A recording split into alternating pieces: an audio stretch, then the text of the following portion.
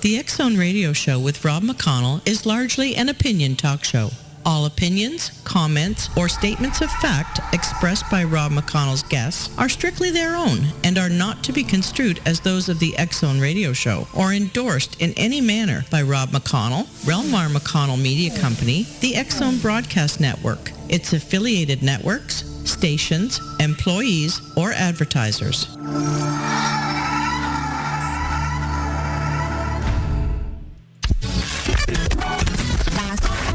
All Hit Radio.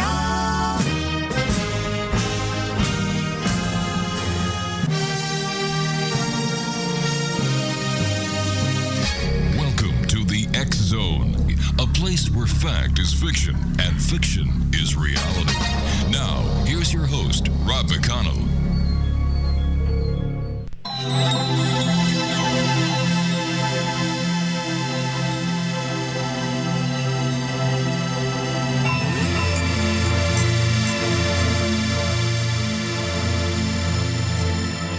And welcome back to the X-Zone, everyone. I am Rob McConnell, and we're coming to you live and around the world from our broadcast center in Hamilton, Ontario, Canada, on the X-Zone Broadcast Network and our growing family of broadcast affiliates right around this beautiful little blue planet of ours. If you'd like to send an email, studio@xzoneradiotv.com, and all social media sites, X-Zone Radio TV, and our main website for the radio show, that is, www.xzoneradio.com. Now, if you'd like to take a gander at the first season of the X-Zone TV show, free, 100% free, just like our archives, 100% free. Have been for 25 years, and I'm not going to change now. Go to our TV website at www.xzonetv.com, where you can watch all 13 episodes in full without commercials as well. Before I get to our guest this hour, Bill Grabowski, how would you like to take part in a UFO project? I mean, how would you like to take part in having a satellite put into Earth orbit, a polar Earth orbit, 193 miles high? This satellite has two cameras, one facing up, one facing down. Its mission? Search for UFOs. The first satellite ever launched with the sole mission of looking for UFOs. The mission will last 3 months now, but here's where you can come in. The people at CubeSat Disclosure, their website is www.cubesat.tech.com, I believe, are looking for people to help fund this project. They've already raised $30,000. The rocket launch is paid for. They're still looking for extra funding so that they can prolong the 3-month mission longer. Just imagine being part of history, X-Zone Nation, no matter where you are, no matter who you are, whether you can, if you can throw in $1, $2, $10, whatever. This is a very important project. Now, what I'm going to do during the commercial break at the bottom of the hour, I will get the correct information. I want to make sure that you can actually go and check this out.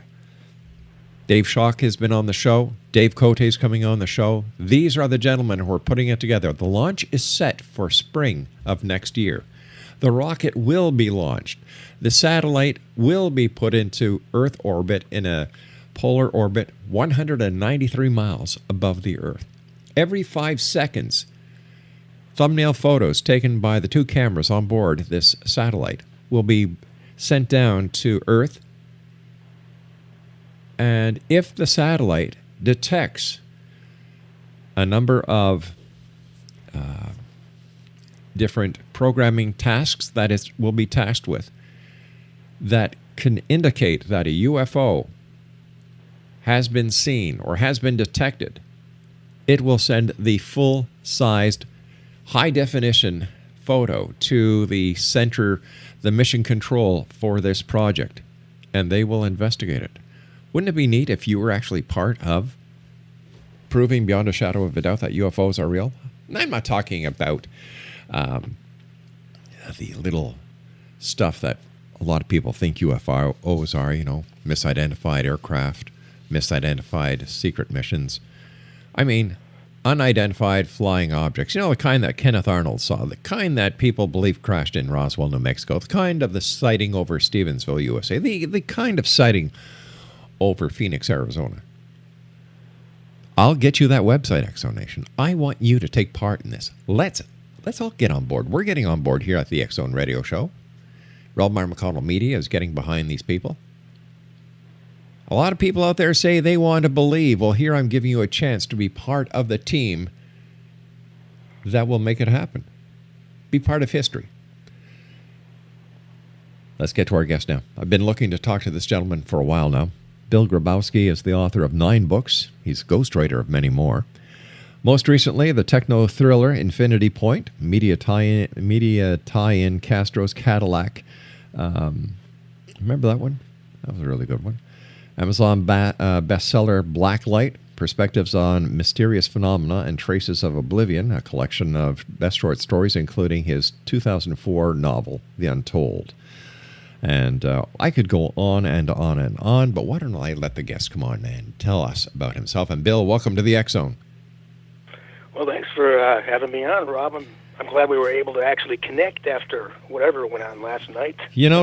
Technology is great when it doesn't fail. And, I had a guest on the last hour who has developed swarm intelligence, artificial intelligence, where a bunch of people I heard him, Dr. Rosenberg. Yeah, and I'm still sitting here saying, yeah, so what? Bill, am I missing something here? I thought that a regular conference call could establish, can get the same thing. I don't know. Yeah, when he first, I intended to listen to this show anyway, and then when I heard what Dr. Rosenberg was actually discussing about swarm intelligence, a bell went off in my head because, and I won't talk about this particular book too long because it's fiction. Sure. But the techno-thriller I wrote last year, Infinity Point, was about, it's designed to entertain and to make people think. It's fiction. But anyhow, it examined the so-called singularity where if we do reach the point where artificial intelligence, supercomputing, exceeds human intelligence, will that be a threat? But however, I agree with a lot of the things that Dr. Rosenberg said, but as you picked up on, I still see it as it's breaking human consciousness and communication into a mechanical, digital process, which does pretty much, to me, it does sound like a vast conference call, albeit using collective intelligence. But I don't know if that's breaking any fresh ground. Yeah, and when it came to actually using this concept for a jury where a person's life may be at stake, this is where I draw the line and say no way, right. Because computers are not fail-safe, and look what's happening in the States. One of the states are now claiming that their electoral computers have been hacked. Look at the government hacks that go on. So exactly. Anyway, I just thought maybe I was a little out to lunch on this, but I guess my swarm intelligence here at the X-Zone Nation, not one person, and I mean not one person, Craig, out of how many emails? Out of 286 emails would actually go along with the artificial swarm idea. Yeah. Well, I can't say I blame him because, especially the example you mentioned, like jury duty. Yep. When you're deciding the fate of someone's future, you've got to have. You don't want this cold, dare I say, artificial intelligence by definition would be sociopathic. Yep. It wouldn't have any value judgments. It is scary, Bill. It is scary. It is.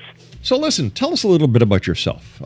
You've done so much. I've got your bio here in front of me, and I'm saying, holy cow, when does he sleep? Never at night. That's when all the weird stuff happens. Yeah, it seems to, and it's just easier to get work done then as well. Yeah. But to answer your question, as far as interest in so-called paranormal and and UFOs, things of that nature.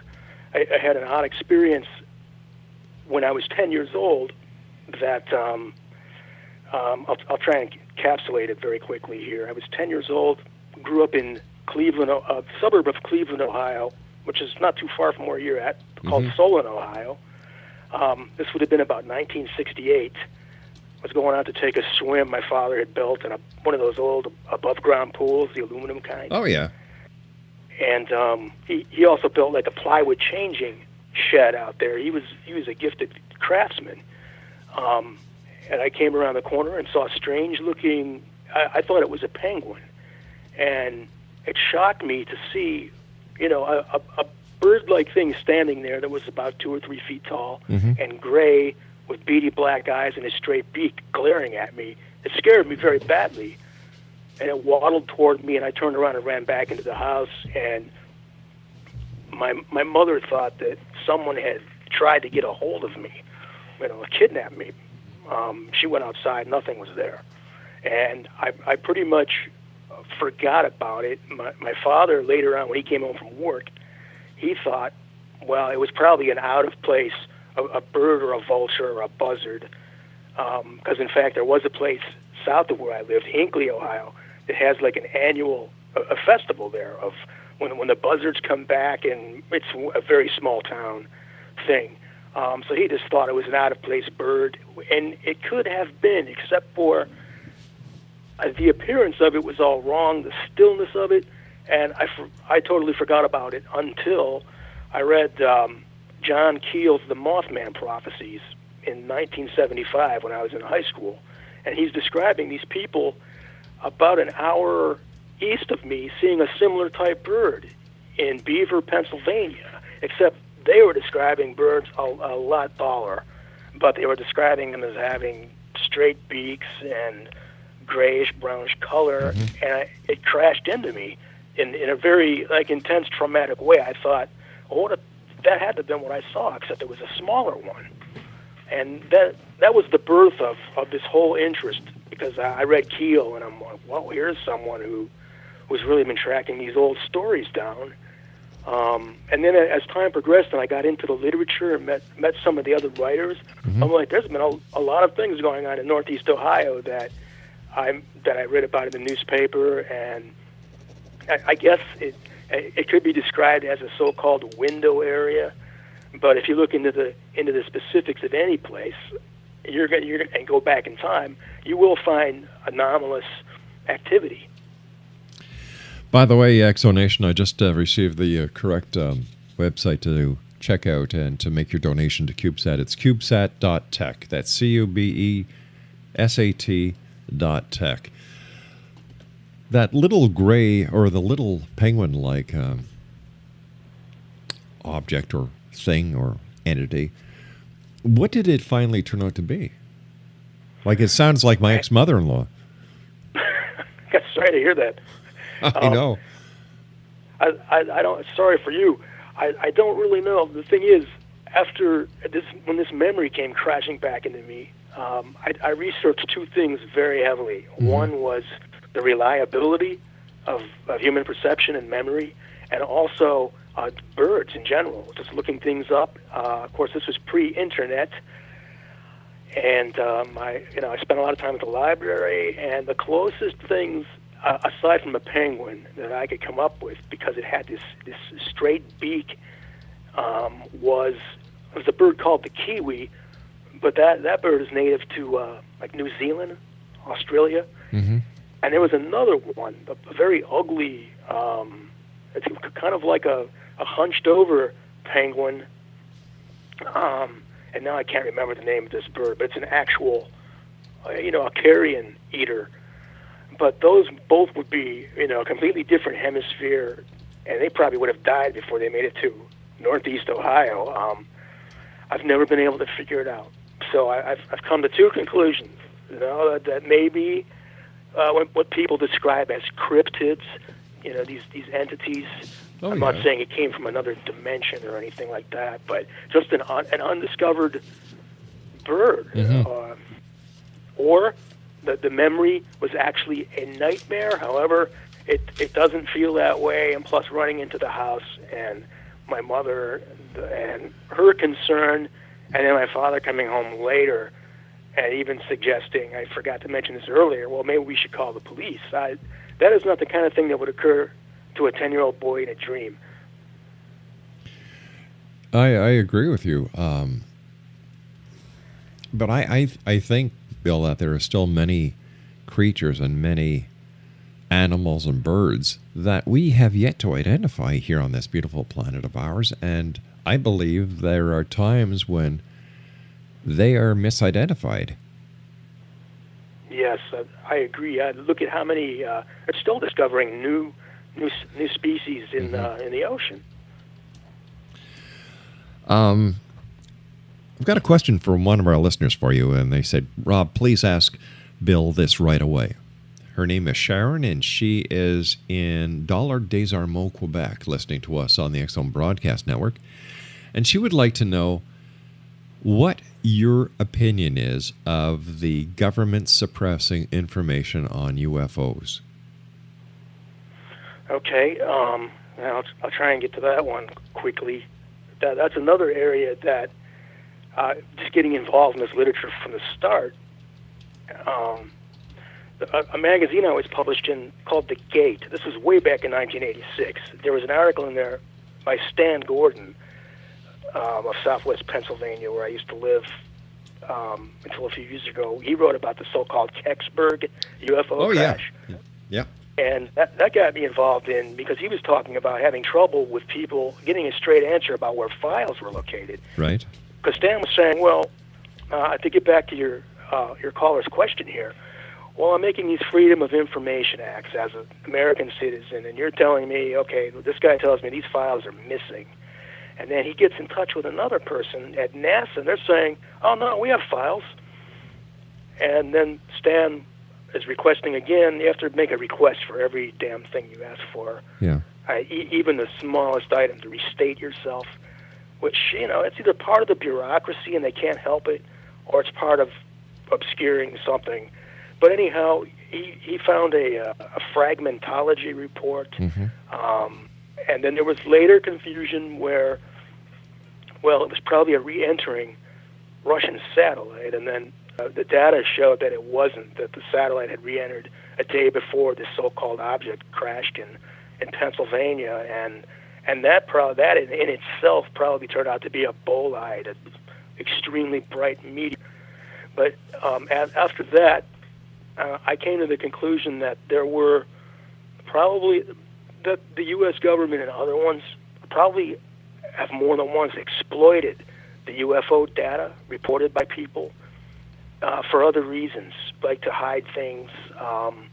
I used to think that the Roswell story was a plant just to keep minds away from what really may have happened. Like, was it a biowarfare project that went wrong? Because there were a lot of unusual deaths in Roswell, New Mexico in 1947 and 1948, and that has almost never been reported. Like, well, what caused that? What could be scarier than a UFO crash, a biowarfare crash, and the government being terrified of lawsuits up to the present day? Yeah, as well as radiation exposure. Yes, that as well. Yeah. But I do think things are hidden. I'm not so sure for the reasons that a complete UFO believer, as in the extraterrestrial hypothesis, I don't really agree point to point on why these things might be hidden. I think that the most intelligent people who examine these things, whoever they are, probably know there are genuine anomalies, but what they are is another question. And it's probably not wise of them to say, well, yes, we know that there is a UFO phenomenon, but we cannot explain it, because that might scare people more than admitting that extraterrestrials are orbiting our planet, because the illusion of control has to be there, no matter what, to protect us. Exonation, Bill Grabowski is our special guest this hour. And Bill and I are talking about a number of great things, However, Bill, did you hear of the story that broke on CNN today? The story was entitled, "Hear Me Now, Strong Signal from Sun-like Star Sparks Alien Speculation." I'll just read a part of it. Astronomers engaged in the search for extraterrestrial intelligence, SETI, are training their instruments on a star around 94 light-years from Earth after a very strong signal was detected by a Russian telescope. An international team of researchers is now examining the radio signal and its star HD 164595, described in a paper by Italian astronomer Claudio Macconi and others as, a strong candidate for SETI in the hopes of determining its origin. This is a quote. "The signal from HD 164595 is intriguing because it comes from the vicinity of a sun-like star, and it's artificial. Its strength is great enough, and it was clearly made by a civilization with capabilities beyond those of humankind." And this was from astronomer Douglas Vacock, president of METI International, who searches for life beyond Earth. Once again, it was a one-time broadcast, and that was it. The story died. Yeah, like the so-called wow signal of, I forget what year that was detected, and never was heard again. I had heard that report, and I might be confusing it with another one about probably an Earth-like planet discovered around Proxima Centauri, which is, I think, 9 light-years from Earth. A very, very strong candidate for life. And I think around that same star, they had seen that this planet's signature was blotting out by what they thought was some vast structure that could be possibly artificial. Yeah. And right now, I mean, you can't say one way or another, not even anyone from NASA, what that is. But that's the signal is, when people complain about not enough scientific analysis being put into possibilities of extraterrestrial life, well, here's an example of this being taken seriously, and if they can determine it's an artificial signal, guaranteed that, and it had an external source, well, that's certainly saying something, because it'd be a hell of a waste of space if there's not any other life out there. Let's go to our CNN report and just listen to it. Yeah. All right, as soon as my producer gets it going. Craig? A black hole. Apparently there's a problem with the feed, but as soon as he's able to get it up, we will get it. Once again, I've had Seth Shostak on the show a number of times. Seth's a great guy. He's a very dedicated member of the SETI team.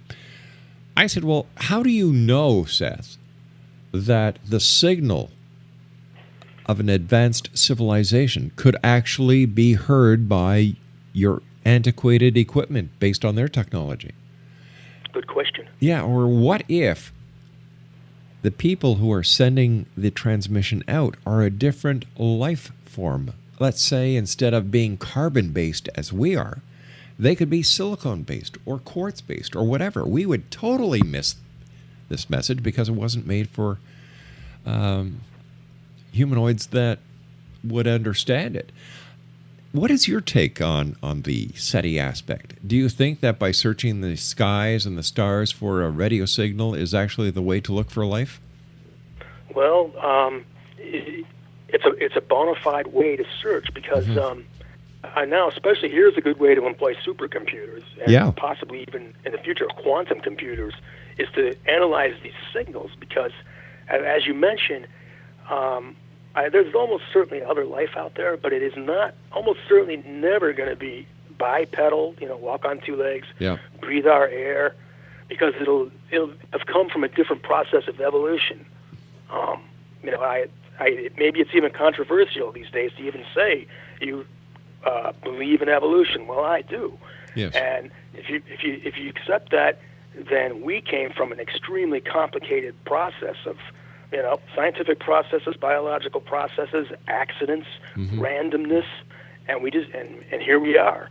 So to have that exactly reproduced on some other, extra solar planet, it seems impossible. However, there are possibilities for silicon-based life, or made of this flesh and blood like we are, but not resembling us, and that would result in a completely, a technology you can't imagine, maybe even a biological technology. Given your personal experiences, Bill, why do you still remain 99% skeptical of alleged anomalous events?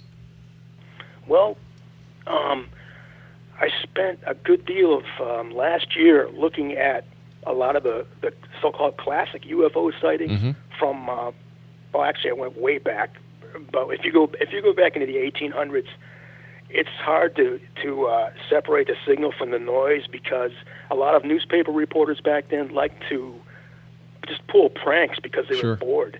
And that's where some of the so-called airship sightings came from, of these dirigible-type craft with casting beams on the ground. But anyhow, what I found was what increased my skepticism to 99% was that under really close scrutiny, which not a lot of people are doing apparently on these classic UFO sightings from, let's say, like the 50s or 60s, they fall apart. And what's worse is that they're still being promoted as, these are extraterrestrial craft we're seeing here. And then you go back and look at documents where the person who reported it admits, I made it up, or I hoaxed the photos, and they're really good photos, and they work very well. And people are still believing this. And that led me to accept, there's a big hole in us these days, because, a lot of better educated people no longer accept religion and haven't for a long time. But it has to be replaced by something that's still in need for mystery. And I think that UFOs, paranormal events, and the study of them, I think they fill that vacuum. So it's almost like I'm seeing ufology and belief in the paranormal as basically a replacement for Christianity and older religions. I agree with you 100%. It seems that we human beings need something to believe in. Mind you, I think that a lot of people today have stuck their head in the sand with their butt in the air, just waiting for either the second coming of Christ or the extraterrestrials to take care of all their problems. Yeah, it's having a horrendous effect on us collectively. It sure and is. It's visible every day in life. Everything we're told on the internet, on the news, everything is bad. You're not in control. You're constantly watched. And on one hand, that can't possibly be true 100% of the time, but it's all that gets reported.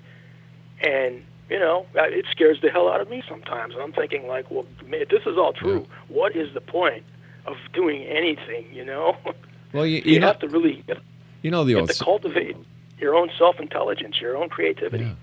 Well, what the old saying is, the old saying in the media, if it don't bleed, it don't lead. So. Right, exactly. Sensationalism sells. It certainly does. It certainly does. I'm just looking over another bunch of emails that are coming in. Oh, here's a question from one of our listeners that works perfectly in with what you sent us over here. They want to know about Men in Black. And you claim the so-called Men in Black are both real and non-supernatural, and I agree with you 100%. But what's your take? Well, my take, based on, I'm probably the single person in the world who has read every single thing ever written about Men in Black, and a lot of it is BS. However, I made 5 trips to Point Pleasant, West Virginia. Oh, yeah. In the, let's say, between the year 2003, and the year 2009. And that is where John Keel went for, and studied all the so-called Mothman sightings and extreme UFO phenomena there, poltergeist phenomena. Point Pleasant in 1966 to 1968 was like besieged by all this anomalous stuff, whatever the source was. One of those anomalies were so-called Men in Black. Many reports of these, and that being a small blue-collar working town, people had no time for nonsense, right? And yet these reports came over and over, and the reason I think that they were there, these so-called people, and they weren't all dressed in black, but many of them were, or worse, they were inappropriately dressed it may have been 10 below zero, as one of the news reporters reported when a man came into her office. Her name was Mary Heyer. She was the editor of the Point Pleasant Register and a stringer for an Athens, Ohio newspaper. And this man came into her office and started asking her questions about John Keel, why he was in Point Pleasant, and whether or not she believed in UFOs. And he did absurd things, like he wanted her ballpoint pen, and he took it and cackled like a lunatic when he got it. And it turns out that this is something Keel didn't report, but he may have known, is that a lot of these men in black were visiting insurance offices where blueprints are stored, because Point Pleasant is surrounded by high-tech industries that do experiments with exotic ceramics and metals used in defense. Yeah. And the Defense Logistics Agency used to be in Point Pleasant. It was closed down in the early 2000s.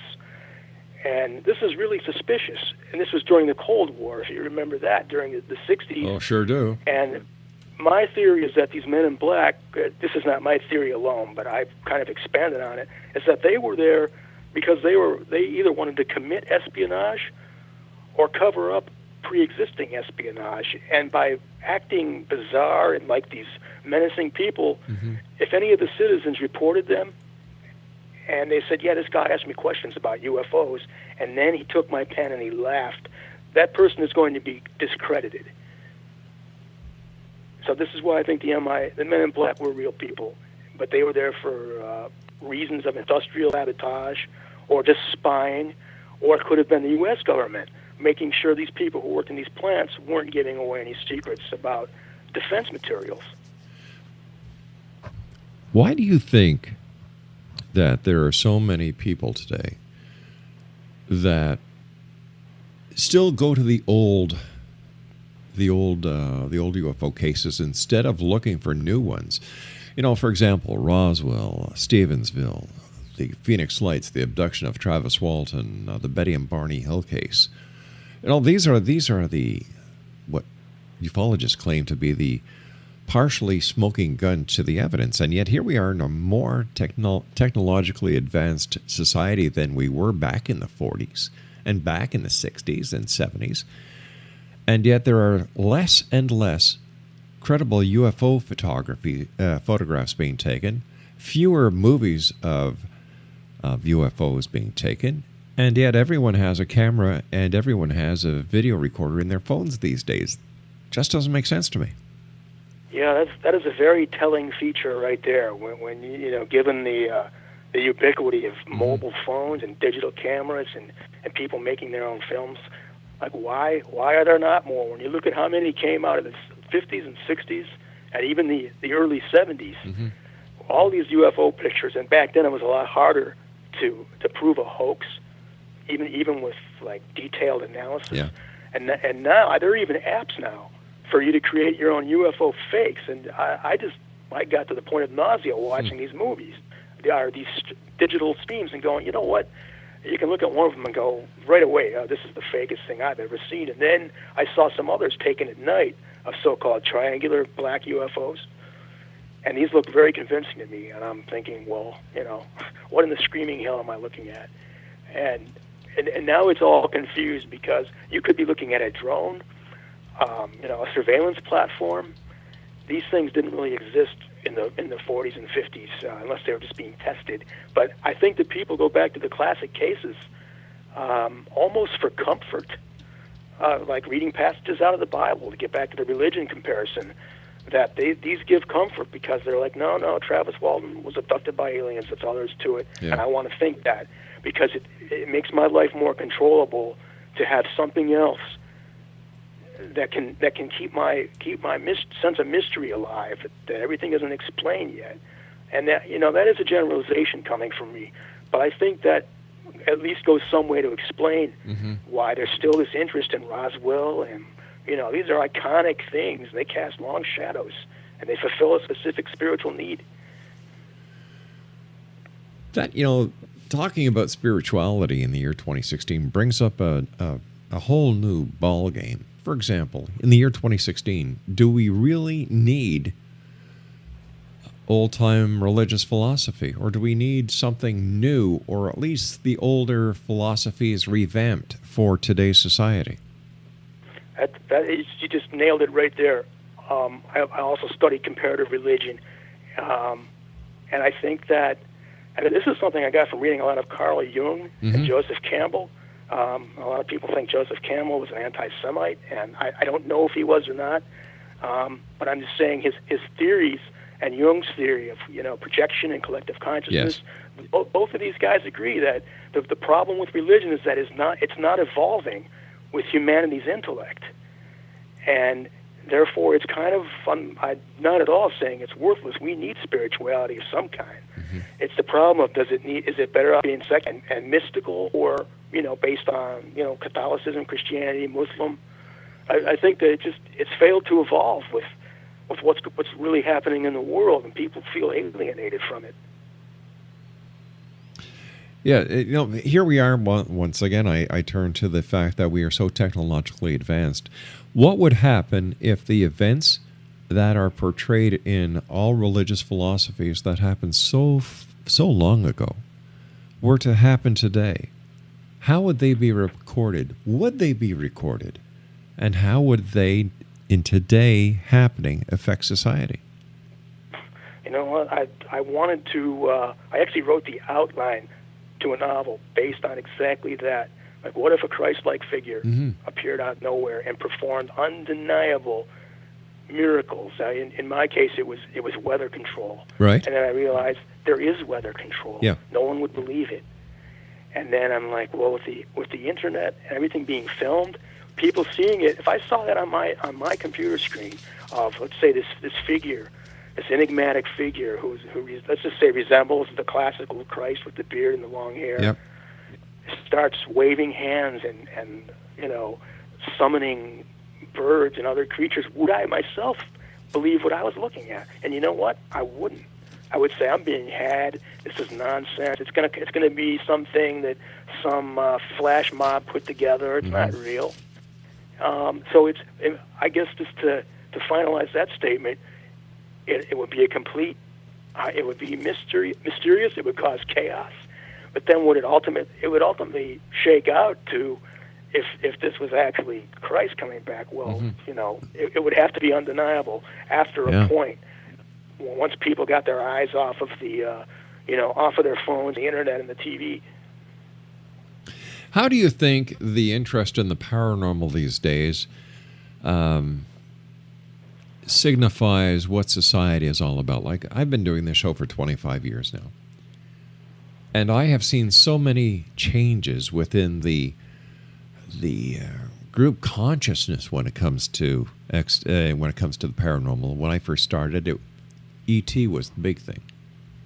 Then it changed to New Age spirituality. Then it changed to angels. And today I'm trying to put my finger on the pulse, and the closest thing that I can see is that, ghost hauntings. And when you look at the number of ghost hunting organizations, groups, and researchers, it's just phenomenal. And once again, you have all these people out there spending hours and hours and hours out there to prove what? That ghosts exist? All right, so you prove that a ghost exists. What do you do next? Or something. Exactly. Yeah, a lot of I do follow that stuff, and I came to another conclusion about that as well, thanks to the work of a lot of other people who were examining the technologies these things use. And for instance, like an EM meter that measures electromagneticity. Yeah. An iron bed frame will set that off. Your own body will set it off. If you run one by a light switch, it'll set it off. And a lot of these groups do not even know that because they're not scientifically geared. They're belief driven. Yep. They have to confirm this belief. There has to be life after death because death is too scary without it. And I'm generalizing, but I think that's what keeps most of these ghost hunters going, and the television shows based on them. Yeah. Because people need that. It's terrifying to not. Bill, what does this tell us about society, where we need to be thrilled by so-called reality TV that is anything but reality TV? Yeah, well, I know what it tells me is that the spiritual dimension is going away because the technology is so marvelous. It has been for a long time, even way before computers, and that's where people are going. It's commerce based. Wars are based on economies, and then people die in wars, and the spirituality shrinks and shrinks, and it's what they really need because they're not finding meaning anymore. It's all connected to meaning. There's no meaning outside anymore, and they can't find it inside. So these shows and these paranormal beliefs that seem to update themselves virtually decade by decade based on the cultural matrix. Supply and demand. Yeah. Because people in the 1880s were reporting these blimp-like objects made of leather and canvas. They weren't reporting hard, metal flying saucers. That only came about when the technology existed to make it. And that's continued up to the present day, is how this phenomenon seems to update itself based on what we imagine and based on what's available technological. It's always just a few years ahead of what seems possible. I've had many discussions with many people on this show about reversed engineering. And my question to these people is, all right, listen, if there was a crash at Roswell, if there was a craft that was retrieved, if the reverse engineering produced anything, why are we still using solid rocket boosters? Why is it taking so long to get from Earth to Mars? Where's the rest of this marvelous technology? Exactly. Where's the cure for cancer? Exactly. Which my wife is currently suffering from. She had successful surgery. But anyhow, that happening to her, strangely enough, put that in my mind. Like, well, that's all nonsense. This, General Corso and his book about where Velcro came from. Yeah. That stuff's all, there are patents for all those things. Exactly. Roswell. Well before Roswell. Oh, yeah, well before. Exactly. And this mystery foil, they said, could never exist. It existed before Roswell.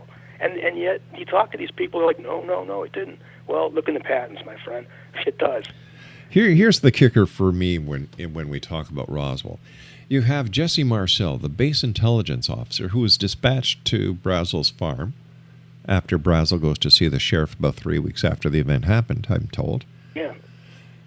And he collects some of this debris, or like I call it, evidence. And instead of zipping back to the base with the evidence intact to maintain the chain of custody, what does he do? He goes home, wakes up his wife, lets his kid play with it because he knew what it was. Now, how could he know what it was? And why in the name of heaven did he break military protocol? And in my opinion, as soon as he did that, the Roswell case is over. Yeah, well stated. It's exactly it. Why you would not do that if you knew that this was some genuinely unknown, possibly dangerous device. That area would have been immediately closed up, even that long ago, because this was still. I know it was right after World War II, right? But still, the Russians were a big threat. Yeah.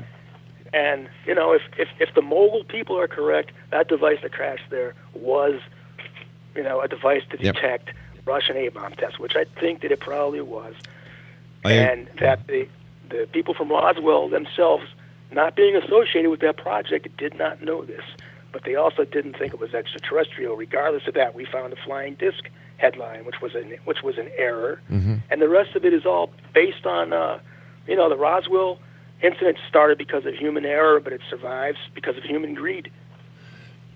I had the pleasure of spending 3 days with Stanton Friedman last year when one of our subsidiary companies did the live television feed for the Alien Cosmic Expo that was held in Brantford, Ontario. And, Stanton's a nice guy. He's very approachable. He's a great talker. He gives great speeches. But, like I said to him, where's the meat? Why all this hype over speculation? And I said, Stanton, what would you be doing today if it wasn't for Roswell? He just kind of smiled and walked away. Yeah, good question.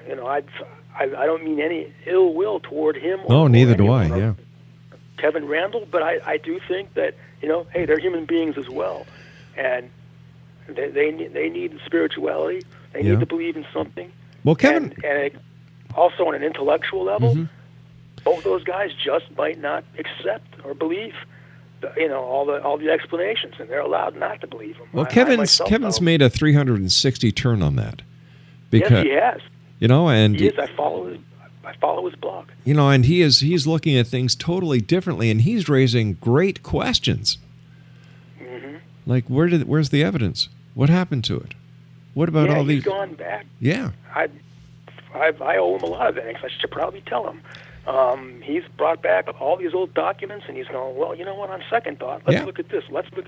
That takes a lot of guts, because he wrote a lot of books, as you know. Yes, I do. the books. Yeah. Along, as did Friedman, about Roswell, and he's getting a lot of BS dropped on his head for going back on that, and he's doing the right thing. He's evolving. Yep. He certainly is, and I think as we progress into the darkness of the UFO community, because I believe it's not the government that is maintaining the cover-up. I don't believe that it's the Vatican, like some people like to say. I believe I believe it's the UFO community that is perpetrating the conspiracy and the cover-ups.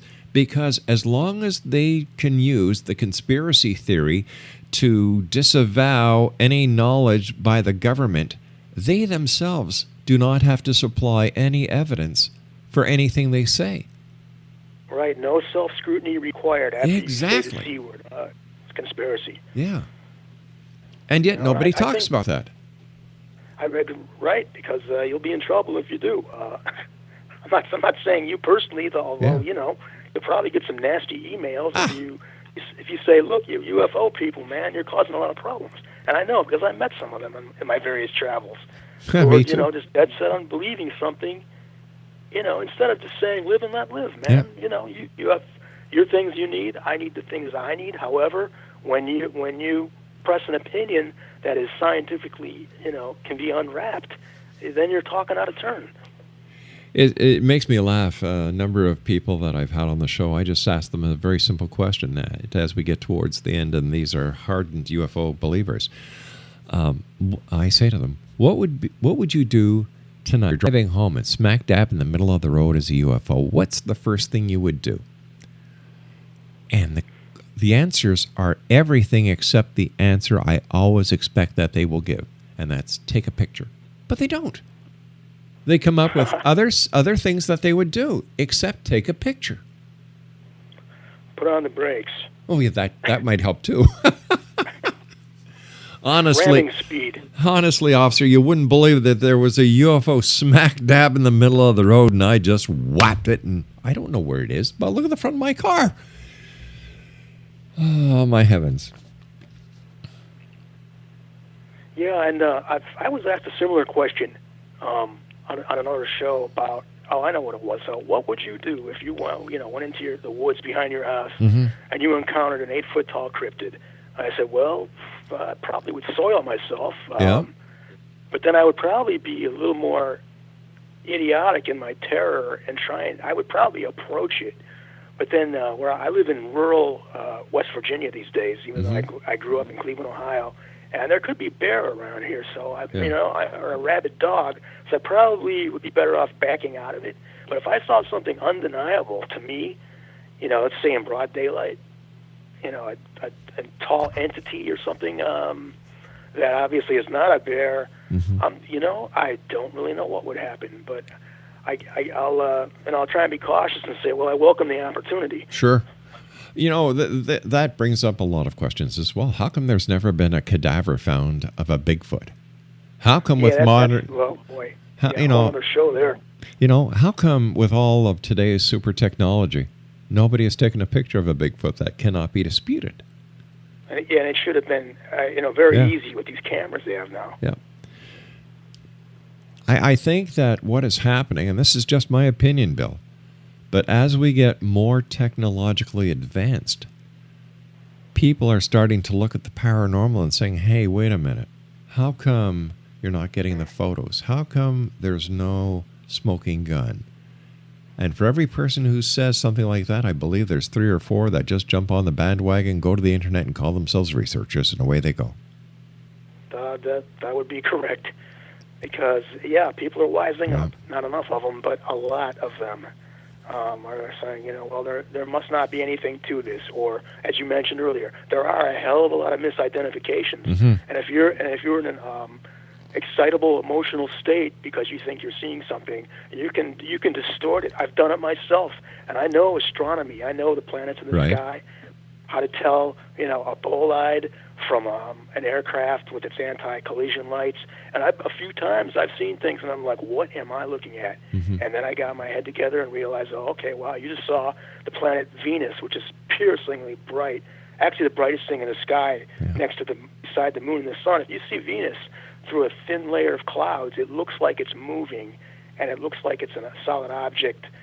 It looks like a light attached to a solid object. In other words, a UFO. I mean, police have chased Venus.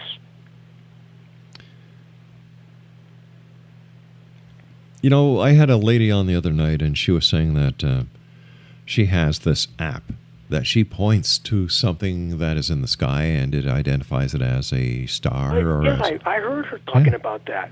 And like I said to her, I said, well, it's only as good as the amount of data that is uploaded by the manufacturer. If they don't get the data, it shows as an anomaly. Yeah, you're right. It's all based on that, just like GPS triangulation. Exactly, yeah. Hey, listen, you and I have to say so long for tonight. I'd love to have you back on in the future. I'd love to be back on, Rob. Bill, let our listeners know how they can find out more about you and get your books. Easiest step, go to Amazon.com. You could type in the words black light, and that will bring up the book right away. And it'll also bring up actual black lights.